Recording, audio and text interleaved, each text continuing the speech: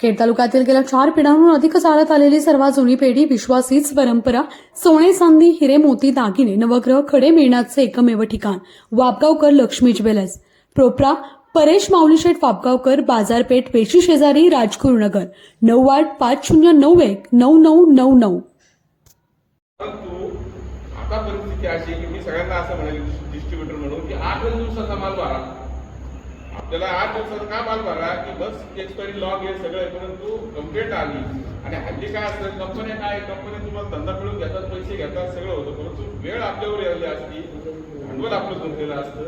त्यामुळे या गोष्टी करत असताना 8 ते 10 दिवसाचा माल 15 दिवसाचाच भरा, त्या पद्धतीची मालाची लावणी करा आणि एक्सपायरी डेट झालेला माल हा तत्क्षणी त्या डिस्ट्रीब्युटरला डिस्पोज करून टाका. एक्सपायरीचा माल आता कुणीही दुकानात ठेवू नका. एक्सपायरीचा माल दुकानात ठेवणं आता अतिशय घातक आहे.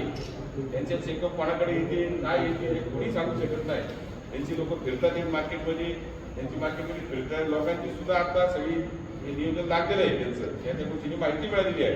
आणि आपल्यामध्ये एक वाक्यता ठेवा, कोणी कोणाचं डिपॉझिट कोणी कोणाचं काय नाही, आपण सगळे व्यापारी एक आहोत आणि आपण आपल्या व्यापाऱ्यांच्या बाबतीमध्ये काळजी घ्या, एकमेकाला सपोर्ट करा. परंतु या गोष्टी सगळ्या करत असताना आपण पारदर्शी राहणं महत्वाचं आहे. आपल्या सर्वांचे मार्गदर्शक माननीय प्रदीप भाऊ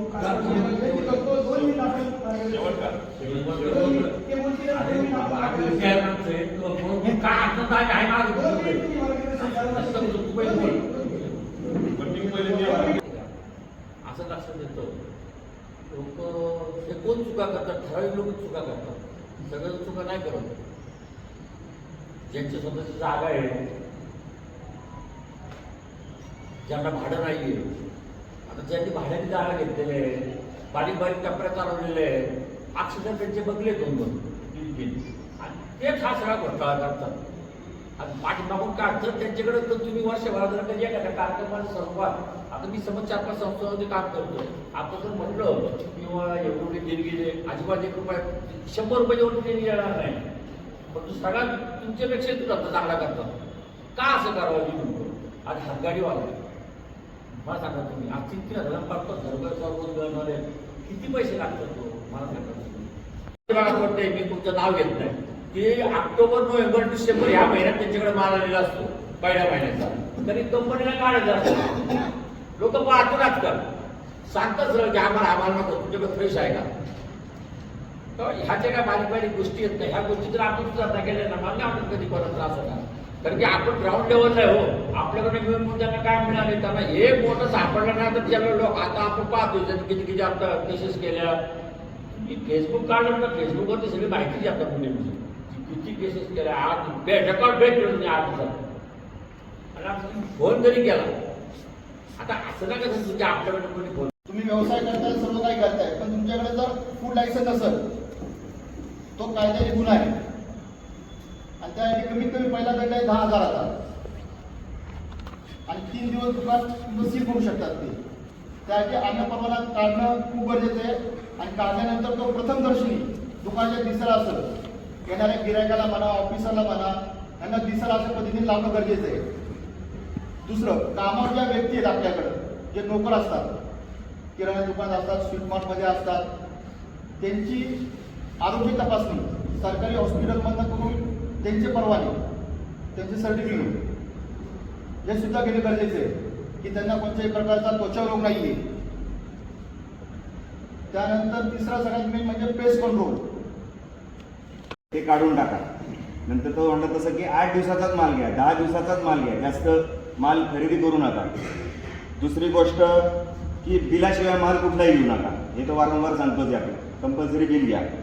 तिसरी गोष्ट एक्सपायरीसाठी दुकानामध्ये आपला एक सेपरेट बॉक्स करा, त्या बॉक्सवर एक्सपायरी लिहा, नॉट फॉर सेल लिहा आणि त्या बॉक्समध्ये एक्सपायरी बाजूला ठेवा कंपल्सरी. तो फक्त काउंटरला नसला पाहिजे, मागच्या बाजूला ते ठेवा.